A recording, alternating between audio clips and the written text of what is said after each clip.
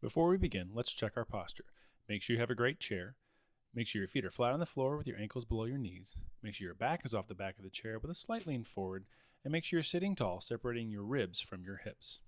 Again, here's a great example of good posture. Having great posture is very essential in any instrumental playing, but particularly clarinet, because it will help you in setting the clarinet correctly.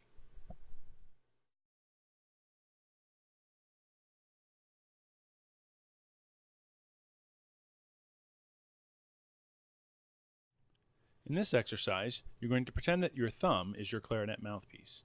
After taking a good full breath, you're going to blow, but you're going to use your clarinet embouchure muscles to keep the air from leaking out of the corners of your mouth.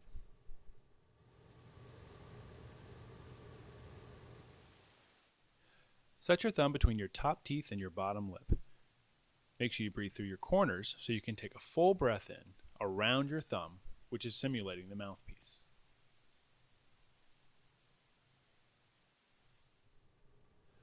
Using your mirror, make sure you can still see the pink or fleshy part of your bottom lip.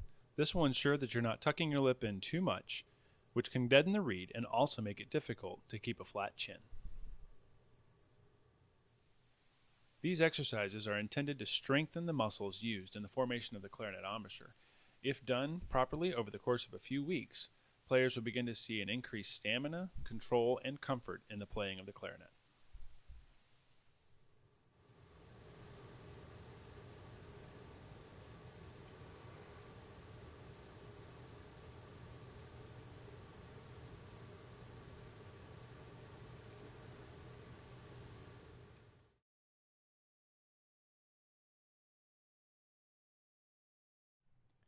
When placing the mouthpiece, the angle is extremely important.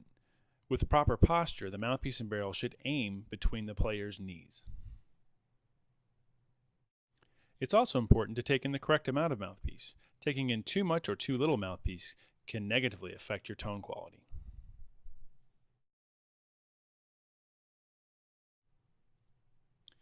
In forming the embouchure for the clarinet, make sure that you can see the fleshy pink part of the bottom lip on both sides of the mouthpiece. Additionally, make sure that you have a good flat chin and that there are no air pockets between the teeth and the inside of the mouth. Finally, make sure that you move your corners toward your mouthpiece like a drawstring on a tote bag.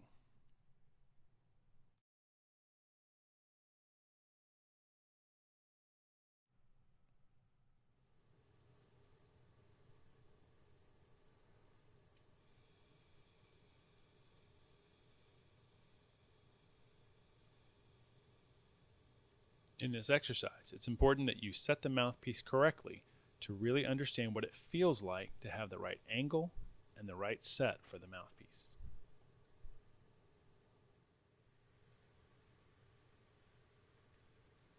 Again, make sure you use a mirror so that you can make sure your embouchure is formed correctly.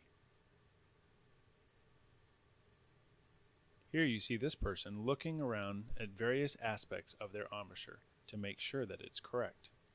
Check your flat chin, check your corners of your lip, and make sure that you have the right amount of mouthpiece in.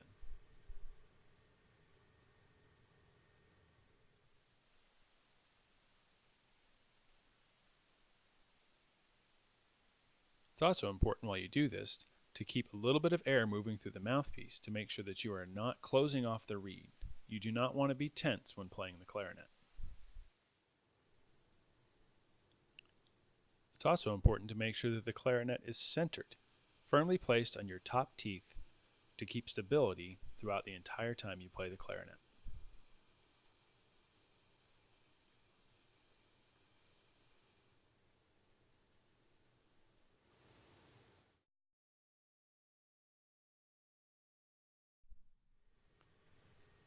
For our first sounds, we're going to start by moving air, and then we're going to move the bottom lip into the reed, allowing the reed to vibrate to create our first tones. Again, do not pinch the reed closed. You want to let the reed vibrate freely.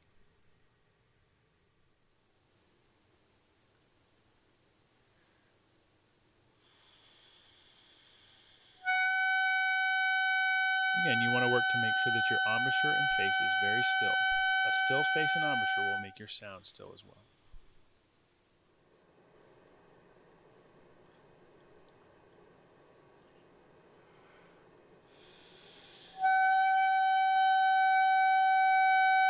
these exercises, where we have air, sound, and then air, make sure after you move your teeth back apart, you still have air moving through the mouthpiece.